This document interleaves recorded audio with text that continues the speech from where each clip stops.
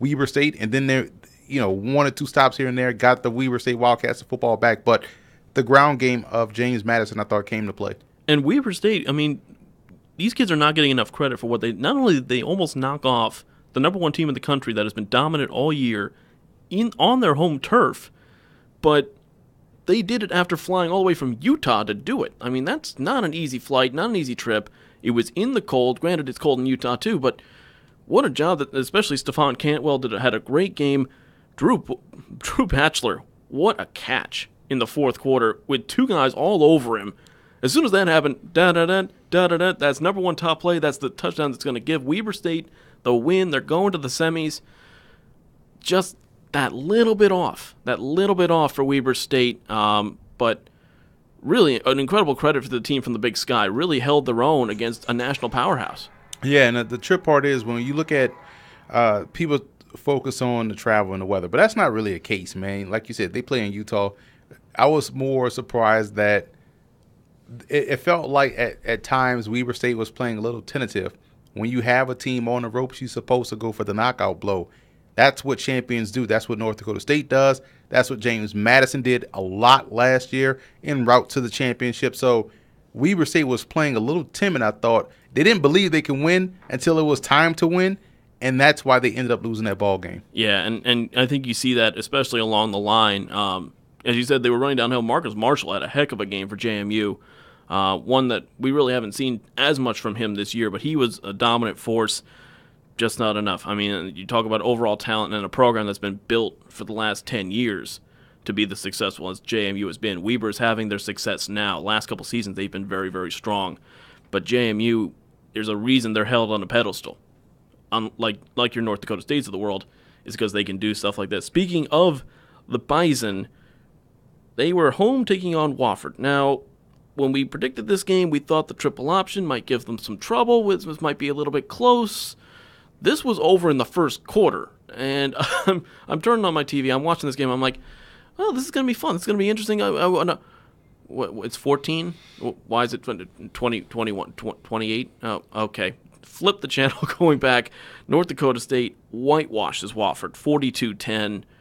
Pure dominance from Easton Stick. The kryptonite for any option offense is turnovers, and that was the biggest issue for Wofford in this ball game. North Dakota State did a great job forcing turnovers, which steals away possessions, and then North Dakota State capitalized on those turnovers, which made it a track meet, and you're going to take Wofford out of their game, and that's essentially what happened. So when you have an option offense that's based on ball control, ball security, and time of possession, that's what you can't have happen. And they had it happen on consecutive series, got down bad, and it got down quick, and ultimately got run out the stadium. And against a team like North Dakota State that will make you pay for every little mistake. It doesn't even have to be a turnover. It could just be a little bit of a missed route, a missed block, and they stop you for a gain of 2 instead of a gain of 10. That you can't let this happen. And Easton Stick, I mean, kudos to this kid. He continues to show how good of a quarterback he really is. He was only 11 of 16, but something that was really interesting, no receiver had more than 2 catches for North Dakota State. Balancing where you're putting the football, and you can't focus in on any one guy. That's what makes North Dakota State so good. They have so many weapons around Easton Stick. It makes it really tough to defend. Yeah, they were killing Wofford with the same will play. Sometimes it was a fullback will or tight end will down the sideline. They ran that play 3 straight times.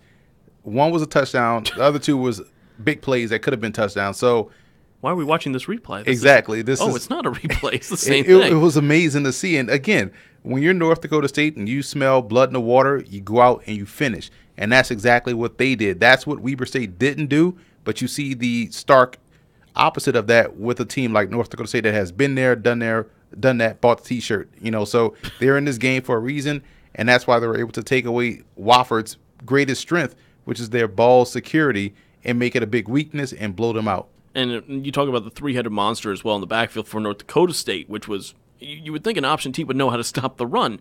But Bruce Anderson, obviously, he's the engine. Without him, that offense is not nearly as good.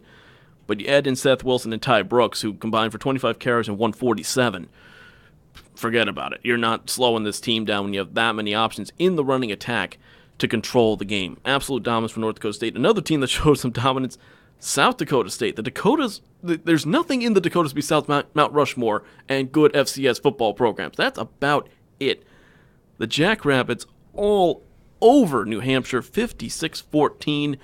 We knew that New Hampshire's run couldn't last. At some point, they were going to be exposed as to why they were the least deserving quarterfinalist in FCS football history, and it happened to be the Jackrabbits who did it. Yeah, I mean, they got off to a great start, too, and so that's what you're supposed to do when you're playing this deep into the playoffs. You're supposed to impose your will. The Jackrabbits, a three-headed monster, you talked about that. Their defense, I thought, was a big story of this game because I like how New Hampshire can control the line of scrimmage. That has been their hallmark all season long, right, which gives them a shot in every game. But South Dakota State's defense, I thought, was able to reset the line of scrimmage, play on the opposite side of that, get those quick 3-and-outs, put the ball back in the hands of that offense, and they know what to do with it. So their defense really set the table for how they were going to play that whole game, and they really was able to use their deep passing game. They can use their running game. Their quarterback can get outside the pocket and cause a lot of problems. So they're not one-dimensional. They're not two-dimensional. They're multifaceted, and their offense was definitely on display against New Hampshire. And when was the last time you heard of a team putting up 56 points with 5 rushing touchdowns? I mean, usually when you're seeing that many points, it's through the air, you're hitting long bombs, Sam Houston style. But you got 5 rushing touchdowns and putting up 56-plus points. That's an incredibly tough offense to stop when you're that effective in the running game. Well, it shows you that they came into this ball game with a plan. And, when you're able to dominate up front, you're going to win a lot of games. There's a team that we're going to talk about later that does exactly that and why that game is a tough matchup despite going against another top 15 team. And we have to give some credit as well to New Hampshire. I mean, obviously, we didn't think they deserved to get in. It was kind of a gift. They got, a few breaks in the beginning. This is a good football team, and especially in the trenches on the front line, as you said, that's always their strength. Trevor Knight didn't have his best day, but still was not bad. Kieran Presley with 7 catches for 133. He's another kid that doesn't get nearly enough of a look as others, but I felt like they were really good last year. They had some outstanding players in Dalton Crossan. Their tight end was good, dealing with injuries, but I felt like New Hampshire, if this was last year's team making this run, I think New Hampshire wins this game. Yeah, I mean, or at least makes it close. This team, I think this team is a year ahead. So next year, this team, with all the guys they have returning, should be better. But last year's team, I thought, was really good. Let's move on to the last quarterfinal, and this was the one we were intrigued by. Some intrigue in this game because it was a complete opposite side of the spectrum when it comes to how these teams run their offense. Sam Houston State, okay corral, throw it long, run a streak route, score against the rushing powerhouse and probably one of the best stories of FCS this year in Kennesaw State. And it was much closer than we expected. A closer game. A lot of people were saying Sam Houston's going to throw out all over them. They're going to blow them out of the building. 34-27. Kennesaw, in just their third year of existence, they put up a fight against a really, really high-powered offense. Yeah, and you talk about a team that had a lot to play for. Kennesaw State's offense and their defense. They came in this game expecting to win. This was the complete opposite of what we saw Weber State do in that ball game. Kennesaw came out, hey, we're going to do what we do best. We're going to run the football. We're going to play great defense. We're going to get off the field. We're going to make plays. But you just can't prep for the offense of Sam Houston State that has a ton of, Sam Houston State has a ton of firepower. They score quickly. They're fast and they're explosive. And if they get up on you, it kind of shocks you a little bit because they can then, dictate the terms and make sure you get out your game plan. And that's what happened for a stretch. But then you saw Kennesaw State come back in that ball game and nearly pull it off. And you look at Sam Houston State, and Jeremiah Briscoe gets the headlines, and rightfully so. I mean, the guy is a Walter Payton Award finalist. He's thrown for over 500 yards several times this year. But Corey Avery doesn't get nearly the credit he deserves for what he does for the Sam Houston State offense. He runs for 21 carries for 129 in this one. He's a fast running back that can get to the outside but can also run you over. That's a really tough back to stop. And when you combine that with what the threat that Briscoe is through the air, it's really hard to prepare for this team. Yeah, and that's the thing. They make you, and you hear the saying all the time, defend every blade of grass, right? They make you defend every blade of grass. They cover the field. They, they can hit every quadrant. All those cliches that you hear football-wise, that's Sam Houston State. They can go up tempo. They can spread the field. Their third and fourth receiver is definitely better than your third and fourth corner. Your linebackers can't keep up with the running game. You will have a problem matching up unless you have just as much of speed and depth that they do, because they run up tempo. They're going to get a lot of plays in, and they are not just getting a lot of plays just for the sake of plays. A lot of those plays are chunk plays, and so that's why they're so dangerous. That's why teams hate playing Sam Houston State. And I got to give a shout out to one of the best first names I've ever seen, Jedediah Lewis. For Sam Houston, who had 9 catches for 123. He had an incredible game. But we also have to talk about this team from Kennesaw. And it's so tough. This is such a competitive level of football. You know, your FBS, you always have your powerhouse teams. You got a couple in FCS too, but it's not – there's a lot more parity. And we've seen it a lot this year. For a team in their 3rd year of existence, coming out of the Big South, to have this deep of a run is truly impressive. And they are getting a lot of credit for it. They don't get enough. Chandler Burks, one of the more valuable players to his team this year, incredible dual threat guy. You don't expect this from a Big South team, let alone a team that's been around for 3 years, to do this. I mean, it's just an incredible rise for Kennesaw State. Yeah, credit to Coach Bohannon doing a great job in building that program from the ground up. And here's the thing. When you look at a team like this, yes, 3rd-year program, this far in the playoffs, and they still have a lot of depth, and they're in a talent-rich state. Yes. You know, if you want to start an upstart or have an upstart program, what better place to be than in Georgia, or Texas? You see right now, Division III playoffs, Mary Hardin Baylor, the Crew are going to the finals. Yep. That's a Texas Division III program. So that tells you how talented they are as far as that state with talent. How deep it is. Yeah. How deep it is. We talk about all the time Louisiana FCS programs. Grambling is in the Celebration Bowl. Southern is pretty good. Southeastern Louisiana is pretty good. Nichols was in the playoffs. So that's McNeese State. It should have been in the playoffs. Should have been. So there you have it. There's talent in these states. Georgia is one of those. And you think about the FCS programs that they have in Georgia. I want to say it's only Kennesaw State and Mercer. Yeah. I think that's it. So Georgia Southern went to the Sun Belt Conference. Georgia State moved up. So you got 2 FCS programs in the state of Georgia, and I'm not surprised at the amount of talent. Hell, their Division II program is stocked with West Georgia, just got knocked out the playoffs. So if you're lucky to be in one of these states, you're going to do very well, and this is why we see Kennesaw State, I want to say, they're built for sustained success. And you're going to have a conference, too, in the Big South that is now getting stronger and growing. You already have Monmouth. You have Charleston Southern, who's usually a pretty good powerhouse. You're now adding, Hampton is coming in, I believe, in a couple years. Campbell is moving in next year. You got North Alabama moving up from D2. This is a conference that's getting stronger. So if you have a team that's built for success, a program that's built for success, the only way you're going to get to that next step, I mean, this team 3 years in is already making the quarterfinals. You get a little bit tougher competition, a little bit stronger schedule, it's only going to make that program better.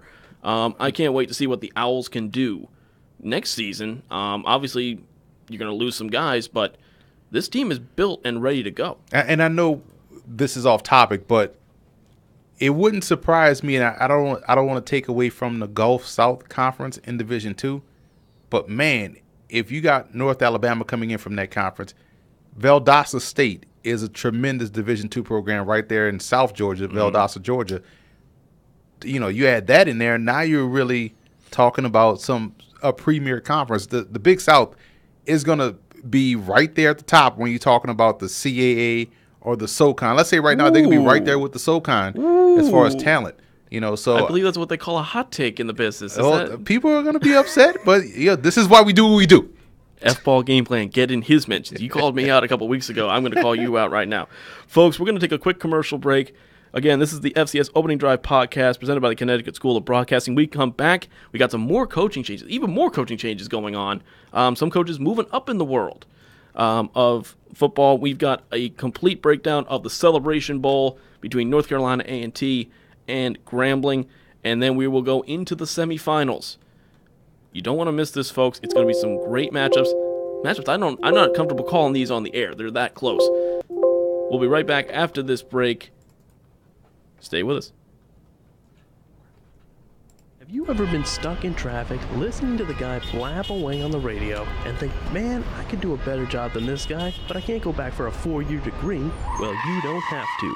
For over 50 years, the Connecticut School of Broadcasting has prepared students with hands-on training that can get you ready for the broadcasting industry in just 3 months.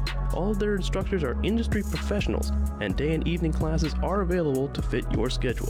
CSB is the oldest and largest group of communication schools in the country, with 3 convenient locations in Hasbrook Heights, Westbury, and Cherry Hill. And once you graduate, CSB will help you find jobs and internships all over the area or even all over the country. So stop sitting there and take the first step toward your dream career. Call 1-800-TV-RADIO or go to gocsb.com for more information and to schedule your tour. Learn by doing at the Connecticut School of Broadcasting.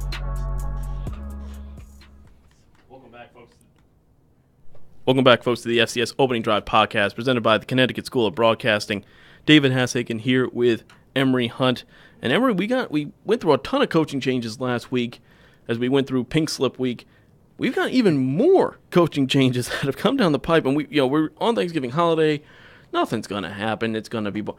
Wait, alert. Okay, this isn't good. Oh, okay, we got another one. And I'm texting you back and forth. We got a ton to talk about, folks. And one of the more surprising ones is there's been a changing of the guard of Mike McCarthy's beloved Purple Bears of Central Arkansas. Steve Campbell moving up in the world. He's now been named the new head coach at South Alabama in the Sun Belt. Nathan Brown, the offensive coordinator, he is taking over at head coach. It's definitely a changing of the guard just when a program is really reaching its peak. Yeah, and again, you love to see coaches get promotions. You just hate to see the FCS lose a great one. And good thing they're promoting from within. Yeah. This is a program that's going to be real good. And I like the move for both parties because you're replacing a really good program, a really good coach in Joey Jones at South Alabama. And we just talked about Coach Bohannon down at Kennesaw State. Joey Jones was the guy that started South Alabama's program, I want to say maybe 2006 or 7, something like that. Right. And so, he's obviously their all-time winning coach, got them to a couple bowl games. So Campbell's going to a really good situation, and taking over for him is an assistant coach of his that's going to maintain a good situation. So both programs should still continue to move forward. And I don't appreciate you coming right to me after I just came back from getting water and I'm out of breath, and I had to catch my breath first. You shouldn't be out of breath. You're supposed to be the athlete on this show. Come on now. But you talk about Nathan Brown, too, carrying on a legacy. Guy who was an Arkansas native, has almost every record possible for quarterbacks at Central Arkansas. He will continue that legacy, I'm sure. Another guy that's moved up in the world, Andrew Greiner, head coach at Fordham, now taking over as the offensive coordinator at Mississippi State, moving up to the SEC. A little bit surprising about this move, but you weren't so shocked at all. No, not at all, because the guy that groomed him for that Fordham head coaching job is the current head coach at Mississippi State, and Joe Moorhead. So kudos for those guys working the system properly. You have Moorhead taking a step back from the head coaching position to go be an OC at Penn State because it's a big school, a Power 5 program. Parlay that into a head coaching job at Mississippi State.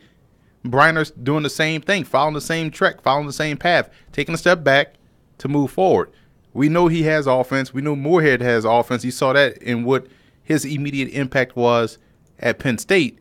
Breiner's offense can really move the football. It's the same offense as Joe Moorhead. So you're going to see Greiner go from, Mississippi State's OC to a hot head coaching candidate moving forward. And he's still 32 years old. So he has a lot of young. He has the future is bright for him in his prime. And one of the guy moving up into the FBS ranks is NC Central's coach Jerry Mack, who's been there for 4 seasons, had some really great success. He's now the offensive coordinator at Rice. Definitely going to make a challenge with a smaller school at the FBS level in a pretty competitive conference. And that's why I love the move. First of all, it's the same blueprint we just talked about.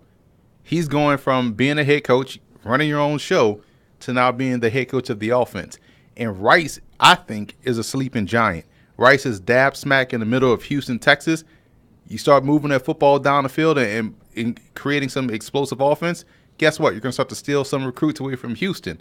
And now you have created a nice little rivalry inner city. And here's the thing. I don't think that, they play a lot. They used to be in the Southwest Conference when they were conference foes. Now Houston's in the American. Rice is in Conference USA.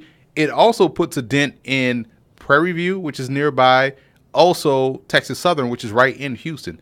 So if that offense starts moving, Jerry Mack is an HBCU head coach. He now can still potential prospects away from Texas Southern because he knows how to win those recruiting battles. And he's a guy he's a former college wide receiver / tight end.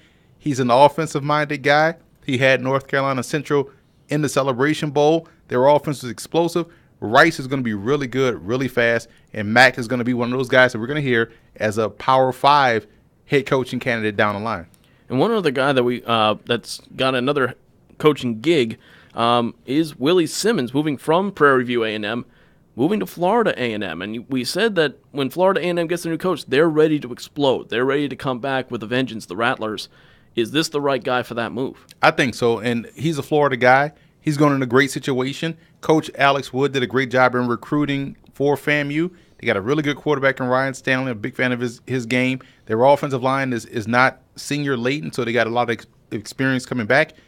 And he's leaving a good situation in Prairie View.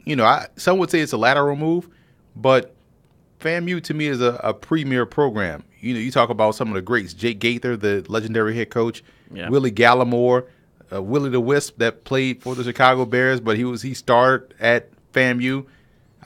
Bullet Bob Hayes, FAMU grad. So and FAMU won the first FCS national championship in 1978. So it's a premier program. He goes there and does his thing. He can really take this thing and move it forward.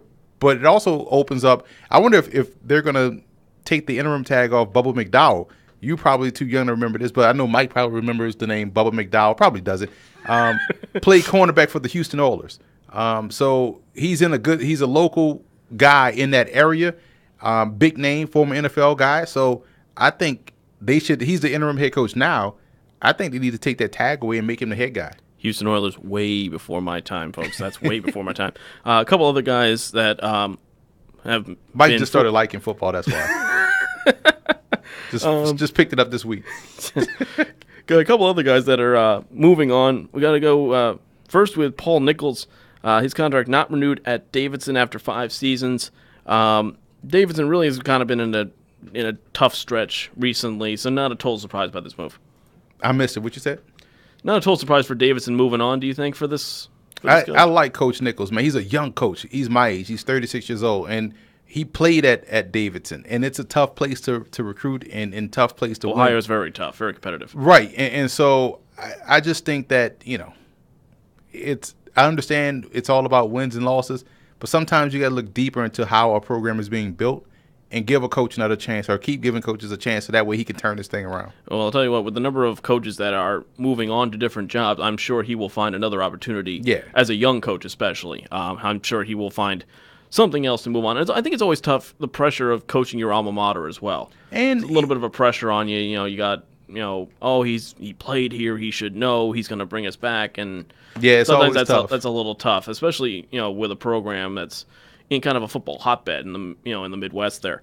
Another guy that has left the coaching ranks, Carl Torbush from East Tennessee State. He is officially retired after 7 seasons, and this is a guy that really brought up this program and really brought it to a little bit more of prominence. And now he's just decided, all right, that's enough for me. I gotta move on. Yeah, he did what he had to do. He brought the program back. East Tennessee State was dormant for about 10 years, maybe, I believe. Restarted football, and kudos for them for getting this thing back on the national scene at the FCS level. Torbush had them playing at the not the Daytona 500. What's the other big? Indianapolis 500. No, it's another race where Virginia Tech and Bristol. Bristol Motor Speedway. He had right after that game. NASCAR knowledge. Right, exactly. Right after Virginia Tech, Ohio State played, East Tennessee State played someone at Bristol the next day or the following weekend. So not only did you bring the program back, you got them playing in a historic raceway. You got their program competitive. I thought this was the year they were going to push through, but they may be a year away. They're just like Kennesaw. That's a lot of talent on that team. And so he has set that program up for success as well. And one more guy we want to talk about here, Larry Keenan, fired after 6 seasons at Incarnate Word. And talk about a guy that has built a program, taking this team from D2, then had them as an independent, and then got them into full conference mode. Obviously, Incarnate Word, a newer program, had an over 500 record. Just maybe time to move on a little bit. Well, and it's also a quasi-retirement, too. Yeah. Coach is 73 years old. Yeah, so, I think he's Coach, it's time to put your feet up a little bit. Yeah, you want to relax a little bit. You don't want to recruiting and stuff like that, all that nonsense that you got to deal with. So, but he did what he had to do. Raised the profile of the program. They have some sweet uniforms as well. Yes. Love their uniforms. So the next coach that's going to take over is going to inherit a program that has risen from D2 and has had some success at the FCS level. I mean, they had a guy that was in training camp with the Philadelphia Eagles. Mike Tavares was a tremendous linebacker. So they're going to have some talent in this team because, again, they're in Texas. So it's hard to be terrible in Texas. If you're terrible in Texas, you have a problem. Yeah, and I by the way, I still think that when they play Houston Baptist, you should call that the Church Bowl. just add those two together. Just make it the Church Bowl. Shout out to Houston Baptist. Again, folks, that's another team in Houston. I didn't even think of that. Come on, man, and you forgot Savannah State when we were talking about Georgia. So what? Right. Come on. Do I have to do my research for you? But you didn't. Why didn't you even bring it up? You are Mike. Our producer's sitting right here, and he has nothing to say. Again, he just picked up football this week. Folks, again, this is the FCS Opening Drive podcast presented by the Connecticut School of Broadcasting. Let's get back now to the postseason. Let's talk previews. I'm going to start with the first bowl game officially of the season. We're talking the Celebration Bowl between North Carolina A&T, the champions of the MEAC, and Grambling State, the champions of the SWAC. Not only is this a tremendous matchup, regardless of what the papers say, you're talking a top 15 team squaring off here. North Carolina A&T number 7, Grambling at number 13. You're going to be down here for this game. This is the matchup we all wanted. This is the matchup we were all hoping. Please, Alcorn, don't do this. We were also hoping A&T. Just take care of business, please. We just want to see this matchup. We finally got it, and it's going to be a tremendous game to watch. Shout out to the Braves. Yeah, nobody wanted the Braves to win. Nobody wants the Braves. You were like, nobody wants to see Alcorn again in Celebration Bowl. We saw this game already, man. We saw NC A&T beat up on Alcorn. It was a really good game, but no one wants to see that. Everybody wants best versus best, and we got that matchup in this one. And here's the thing. A&T, I think, is strong enough to where they could have made a run in the playoffs. 100%. Right. So 100%. They could have done what New Hampshire did, right? So now that they're in this game, you got the MEAC Offensive Player of the Year, Lamar Renard. You have an NFL prospect that's also going to the Senior Bowl in Brandon Parker, the left tackle. You have one of the best defenses in the FCS, not in the MEAC or HBCU football, the entire FCS. They're ranked 7th in the country. This is a strong team, and they beat an FBS opponent in Charlotte. They're facing Grambling, who has one of the most exciting quarterbacks in college football in Devontae Kincaid, one of the most explosive running backs in Martez Carter, and also, by the way, they are the reigning Celebration Bowl champions with one of the more dynamic coaching staffs, I think, in the FCS. I love what Coach Fobbs has done with Grambling, restoring the roar. He's a Grambling guy, a Grambling man. Came back and restored that program.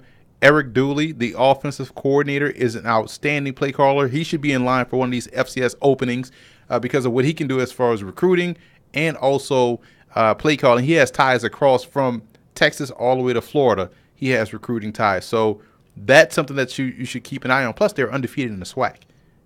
And not easy. You got all of these not factors easy. Coming into the Mercedes-Benz Dome on a Saturday. Chick-fil-A is going to be open in the stadium. It's going to be crazy. Definitely a bonus. Shout out to Chick-fil-A. And I think what you talk about with Grambling, too, is that they always almost have an advantage because they play the Bayou Classic. And if you win that against Southern, more than likely that team gets in. So they've already dealt with the big stadium atmosphere with 40, 50,000, 60,000 people just going absolutely nuts. A&T really hasn't had that. So that's where I wonder, does that give Grambling a little bit of a help? But you mentioned Coach Fobbs, though. I think this is going to be a chess match because you have two tremendous coaching staffs. Coach Broadway for A&T, Coach Fobbs for Grambling.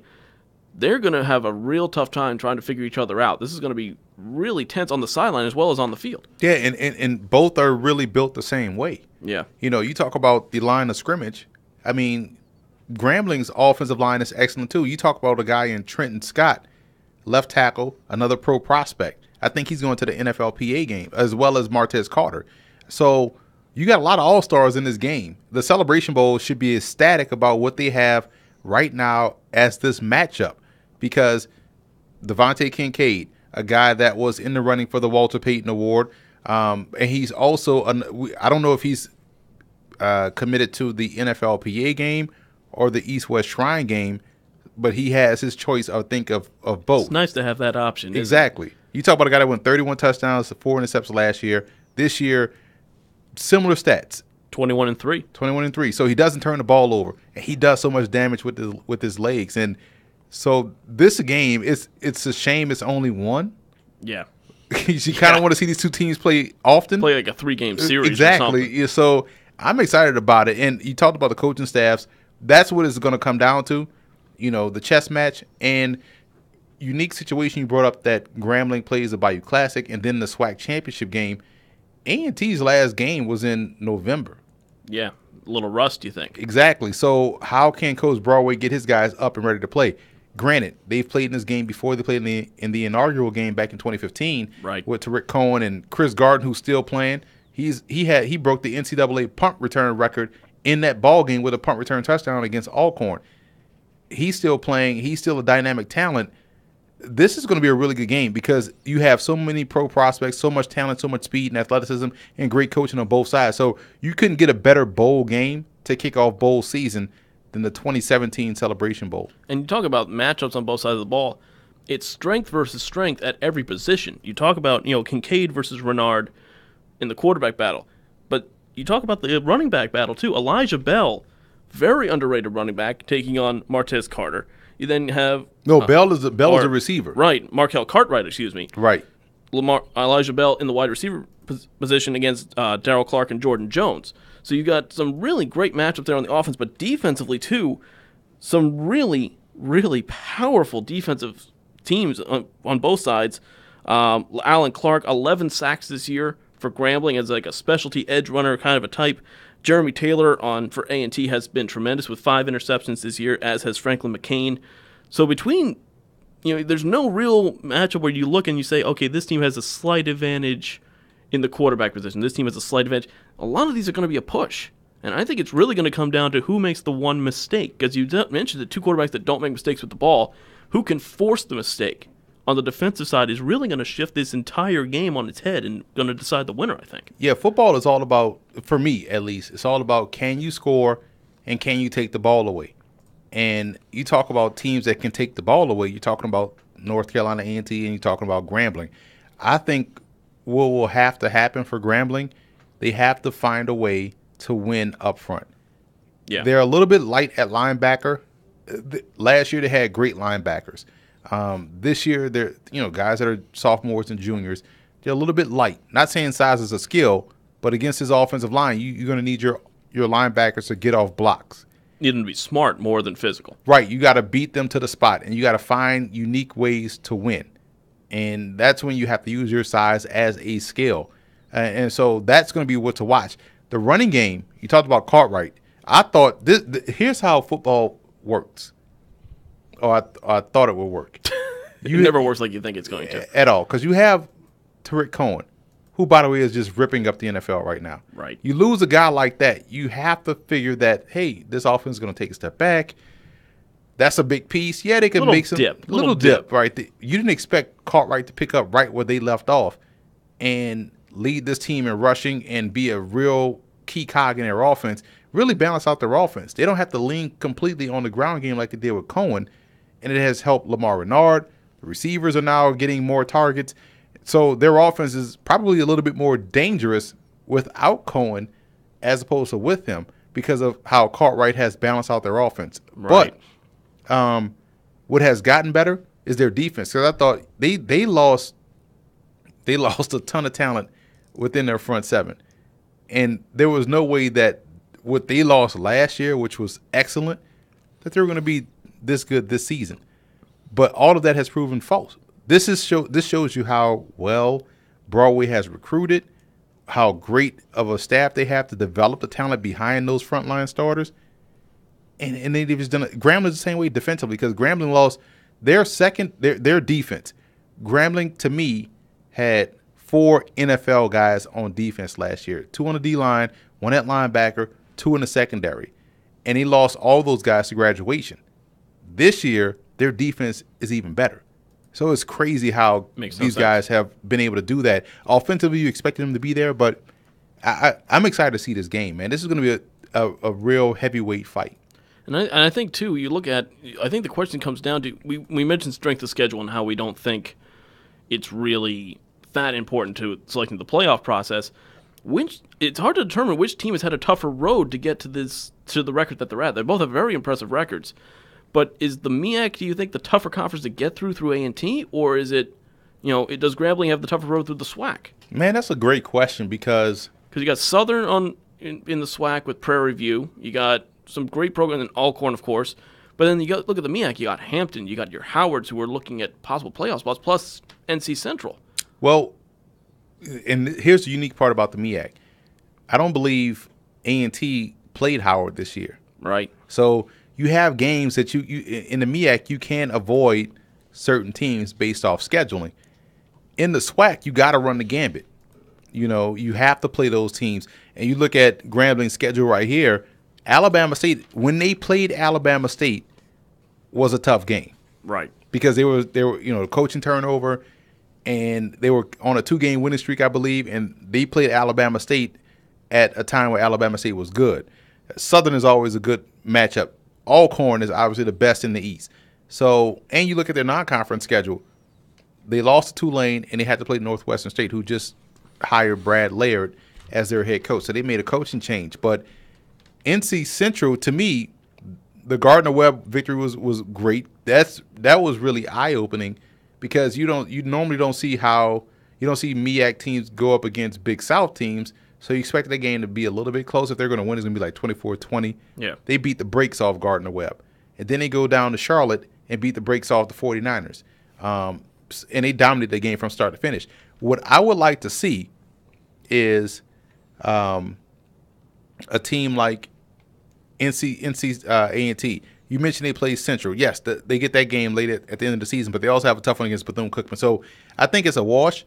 Yep. It depends on which teams are strong, because you normally, let's say when you talk about the MEAC, Central, A&T, Bethune, and Howard were the 4 teams, I believe, this year that were strong. Norfolk was kind of like the fly in the ointment team. They were more like the Prairie View this year of the MEAC, because in the SWAC you had Grambling, Southern, Alcorn, and then Prairie View. Prairie View was kind of like, okay, they could be good, they could be okay, and they started to get it figured out late. So it's interesting. Both have a unique role, because these teams it's bigger than the scheduling, I believe, or bigger than what's on paper, because every game is a rivalry game. Every game is either a classic or has some type of meaning. Yeah. So you really got to play hard every week. And again, folks, this is a interesting stat. North Carolina A&T, if they win, will be the first MEAC team ever to go undefeated for a season. Ever? Ever. That's according to their game notes. Wow. So that's going to be a lot on the line for the conference as well as the team. This game is on Saturday. It's at noon. Folks, check it out. And it's on ABC. And it's on ABC, a little national television for the MEAC and the SWAC. Let's move on now to the FCS Semi-Finals. We're down to the Final Four, where there is no easy game. There was no easy game, really. There were a couple easy games in the quarterfinals. But these two, I'm trying to break these down. I'm trying to pick a winner and sound like I'm confident in who's going to win this thing. I have no idea, because these two matchups are so close. It's real tough to pick a winner. Let's start with the game on Friday, 8 p.m. ESPN2. Again, there's no other bowl games on. There's no excuse, folks. This is what your entertainment will be Friday night. North Dakota State, back home in their dome, taking on Sam Houston. Now, we saw what North Dakota State can do when a team makes mistakes, and they're maybe not a high-powered offense, kind of one-dimensional. We've seen that the last couple of rounds. Are they prepared for Sam Houston State? Because they're going to come at them with a sledgehammer. and a couple of pistols, and if they're not ready, it's going to be a long, tough day for the Bison, a lot tougher than they think. Well, here's the thing. Last year, they faced a team that was very similar in James Madison. And the Dukes went up there to the Fargo Dome and really ran their way to victory. Quieted the dome. Yeah, they quieted the dome. That's a very tough place to keep quiet. Hit the mute button. Right. So, can Sam Houston State run the ball consistently? James Madison essentially was like, hey, we may not have enough time back there in the pocket to have Shore throw the football. That's fine. We're just going to lean on Khalid Abdullah and run the football, and they did to close out that game. Sam Houston State has the offense. They have the athletes. They have the quarterback to make North Dakota sweat. So this game for North Dakota, you really got to come in and say, hey, this team is built a lot like what the Dukes were last year. We hated that game. And they're faster. And they're more explosive. And so the question for North Dakota State or for Sam Houston State is, can your defense hold up? That's what I was thinking too, because you're also talking about a team in North Dakota State that does control the ball a little bit more than some of the teams you find in the Southland, where, again, it's the wild, wild west. Everybody's just throwing long. Right. And we saw what happened when they faced a team that was similar to that in Kennesaw. Now, Kennesaw doesn't throw the ball nearly as much as North Dakota State does, but they control the field. They control the clock. And when you're a high-powered offense, the one thing you want more than anything else are snaps. You're used to a team used to getting 80 snaps a game, 70, 80 snaps a game, 80 plays. That's how they beat you. That's how they run you into the ground and run you off the field. You're facing a team in North Dakota State with Easton Stick who knows how to control the ball, can control the game with his legs. You have the three-headed monster at running back. I wonder if North Dakota State will just outlast them by just holding onto the ball for a longer time. Well, it's going to be interesting to see if their offensive approach changes in this game, because you have an offense that relies on plays. Like, you can speed it up to slow it down. You can have a play, right, get to the line of scrimmage, let that clock run a little bit before you move on to the next play. That, to me, is going to be the key. Because if they can't do that, then they're going to have some problems because their defense is going to be tired. And you can't have a tired defense against an offensive line like North Dakota State, because they could really wear you down. And you start to see Wofford get worn down in that ball game. Yeah. Sam Houston State's offense has to be their biggest help to their defense in this game. Otherwise, this game could look like what we saw it look against Wofford. So they have to really kind of manage their own offense in order to have their defense play optimum football against this Bison team that is really looking forward to getting back to Frisco. They mentioned during the broadcast that these fans tell the coach, hey, we already booked our flights to Frisco. They're expecting to get back to Frisco. That's a bit of confidence, don't you? A little arrogance, and I guarantee maybe? They booked those flights without the little insurance that, Oh, no, they definitely did not get the flight. You're not going to pay those extra $10 to get that insurance. They got the hotel. They got the champagne booked. We're going. I mean, so it's going to be a good game. It's going to be a tremendous game. And I think the pressure is on North Dakota State to show what I talked about last week, a little pep, points every possession. Because if they don't, you see what happens with Sam Houston. When they're flying high, when they're at their peak, they're going to be down the field and scoring touchdowns before you know it. You're going to turn around and it's 21-0. So North Dakota State, when they have the ball, not only do they have to control it, they have to get something on the board. Because you know that they're going to get at least 30 points for Sam Houston, minimum. So if you're North Dakota State, put up 35. That's going to be the key. Yeah, it got to be the key. And, again, if they could bring that wheel route, again, it was killer Wofford with it. Maybe they can kill Sam Houston I have State a feeling that's going to be on the scout tape. Wheel route. Do not get beat with a wheel route. The other semifinal now. Now, this one is true intrigue. We mentioned it's true intrigue. 4:30 Eastern on ESPNU. Saturday, James Madison hosting South Dakota State. JMU, we've said it like this entire playoffs and the last few weeks of the season, they're not as dominant as they used to be. They have slowed down. Defensively, one of the best teams in the country, if not the best. But they're not the powerhouse that's going to run you over. They're winning because they can. They've kind of turned into the Alabama. They're not going to beat you by 40 points. We're going to beat you by 20 or 14, but you're going to know about it. Weber State took it to the brink, and now you have a team in South Dakota who's a lot in that Weber mold, but maybe a whole lot better. Do the Jackrabbits have a shot in this game in pulling a major upset? And could we get an all Dakota final? Is that possible? They would love that out there. Because there's nothing else. You can get a Dakota Marker championship game. That would be huge. Talk about I think all of Dakotas, both of them, would be down in Frisco, Texas. Because remember, South Dakota State beat North Dakota State in the regular season. Like there would be 2 years ago. There would be no body in the state left in the state of North or South Dakota. If you're planning on committing a crime, go to the Dakotas if this matchup happens, because no one will be there. Exactly. And they're already they needle North Dakota State needles South Dakota State fans for not packing the stadium. But who in the hell wants to go out in that weather? I don't want to sit in the cold. Exactly. Did you see the weather that was going on a couple weeks ago out there? I'm not. Did you see what was going on yesterday in Buffalo? I don't want to sit in that. Who's gonna? You couldn't pay me to sit outside. So, and North Dakota State can needle them because they have the friendly confines of a warm dome. Nice dome. Exactly. We pack our stadium like we're inside. But all Come jokes on. aside, South Dakota State has a legit shot in this game. We saw cracks in the foundation for James Madison last week. If you have confidence in your passing game, your deep passing game, you can have success against James Madison. Mm-hmm. Defensively, they're tough. You won't run against James Madison. You will not. Right. You will be able to throw against them. They have two of the best targets in the FCS. Two pro prospects in Jake Winicky and Dallas Goedert, the tight end. They have a tremendous quarterback that's not afraid of pressure in Taron Christian. Therein lies the problem for James Madison. Now, what the Dukes have in their favor, they can play any type of game. We saw them having to go to their up-tempo passing game when they needed to, and they were effective, and they won the game. We saw them lean on their ground game and run the football. They actually could have run the ball down Weber State's throat.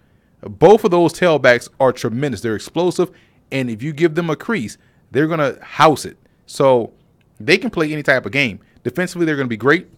I think this game will come down to South Dakota State's offense connecting and making plays deep down the field with their two excellent options at receiver and tight end. I tell you what, you just gave some heck of a bulletin board material for JMU's defense, because, I mean, Rashard Robinson and Jordan Brown are sitting there like, hello, we got 5 or 6 interceptions apiece over here. We're not exactly no slouch. And Raven Green is a really good safety, too. So I think that's going to be where this game is going to be won. It's going to be in the secondary of JMU. If defensively they can even make 1 or 2 more stops than you would normally have against those targets, I think that's enough. Again, we were talking about Brian Shore and how he's kind of been downhill, a little bit down this year from what he was last year. He's still a heck of a leader, and he showed up when he needed to against Weber. Boys, I'm putting this game on my back. Follow me. Put up 300 yards passing. He's going to need to do that again, but he can't wait until the fourth quarter to do it. He's got to do it all 4 quarters, and if he does that, that gives JMU that control. The thing that JMU does the best is they control the game. As you said, they can play any type of game. They can be comfortable in a high passing offense. They can be fine running the ball, defensive struggle, but they're never really, that last quarter was the first time we've seen them in trouble at any point. They always seem to have that control, like, yeah, you're up by 10, but okay, I'm gonna come back with this. I think what's going to happen here is you're going to see the experience of JMU pay off a bit here. I don't know if it's enough for them to beat the Jackrabbits, but I think that if it gets to a close game, especially in the fourth quarter where it's being played in the trenches, that's going to help the Dukes because they have that experience of playing in those big games, you win in the Fargo Dome last year, you're doing something right. The coaches know what to do. The guys that are returning, those juniors that are now seniors, they're going to know what to do as well.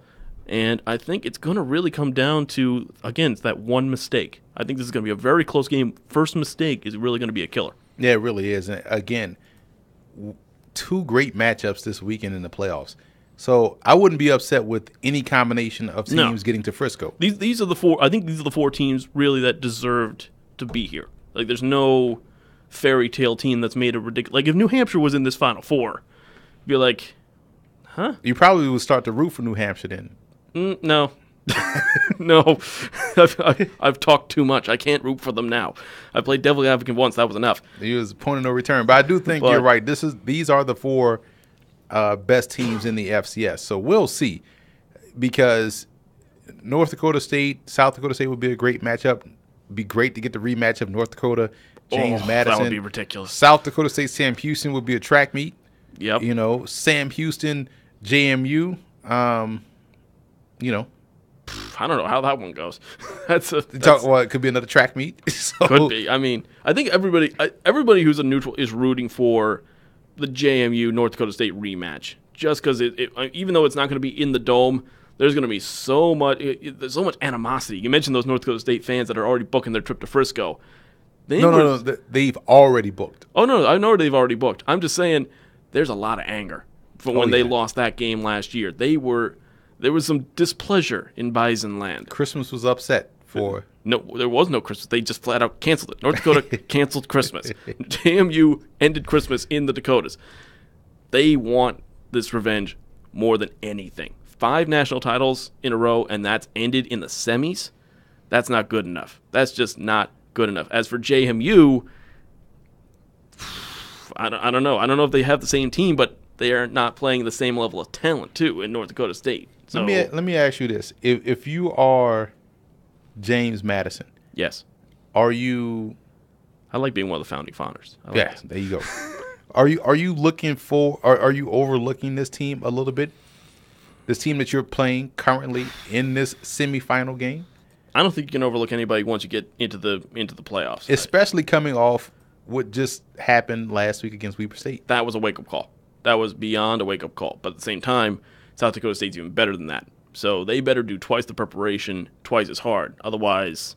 And if you're North Dakota State, do you think North Dakota State is if there's going to be either one of the 2 teams that are the top 2 seeds that is going to be sleeping on this game, I think it's going to be North Dakota State because we're rolling. We can't be stopped. We're going.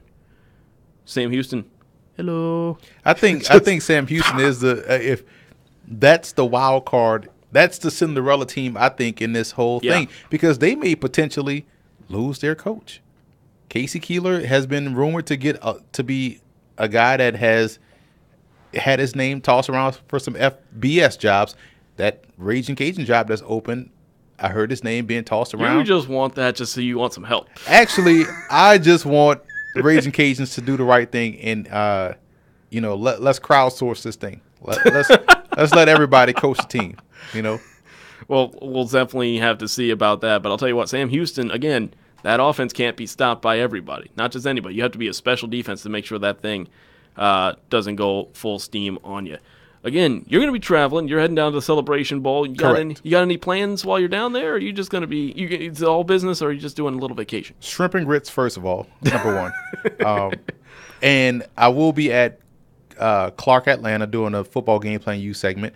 I will also be at Mercer. Shout out to the Bears FCS program. They love football game plan, and we'll be on campus interviewing Coach Bobby Lamb, doing our thing. Very nice. Shout out to the Mercer Bears, and we're waiting to hear back from Kennesaw.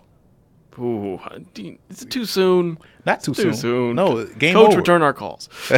So we'll see. I'm checking my email. Maybe we may get some late breaking news right here. But I just X'd that out. So I'll check it when we get off the show. But those are so I'll be doing those campus visits. Then you got the whole press conference. So I'll be at the press conference. You'll see all the footage on FootballGameplan.com and the YouTube channel. And our preview is already up for that game. And also, we'll be at the game giving you our live updates, talking about more pro prospects to keep an eye on. We'll probably do a live stream prior to the game kicking off in the stadium, doing some chalk talk, stuff like that. So we got a lot of good stuff planned. I get down there Thursday morning. I'm excited to get back down there because I love Atlanta.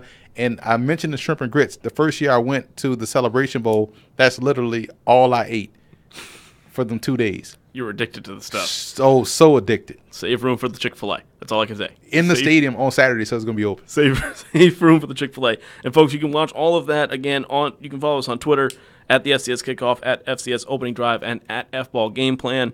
And follow us on YouTube as well, youtube.com/FootballGamePlan for all of the updates from the Celebration Bowl, and FootballGamePlan.com/FCS Kickoff for all the updates for FCS football from the semifinals to any one of the shows you want to hear again. You can go to iTunes. We're all over the place, folks. We are really, really excited for this weekend of football. Bowl season, favorite time of the year. And before we sign off, I just want to give a quick shout-out to the Black Knights. I know this is an FCH show. Army, back-to-back wins over Navy. Sink the Squibs. Sing second, 17-14 in a very snowy Lincoln Financial Field. So congratulations. I thought you went to Springfield. I did, but I had a great uncle that went to West Point, Okay. so I kind of have to go that way. But it was great last year, ending the streak. Now we started a streak of our own. I'm not saying we're winning 14 in a row over Navy. I'm saying we are. So, folks, again, thank you for listening. Thank you for watching on the live stream. We're hoping to do this every single week. Thank you to Mike McCarthy, our producer, for getting all of that set up. Hopefully he's on camera. Hopefully he isn't. I don't know which one. I don't care which one you want to have. But again, you can listen to us on iTunes and on SoundCloud. FCS Opening Drive Podcast. For Emery Hunt, I'm David Hassagen. Thanks for watching.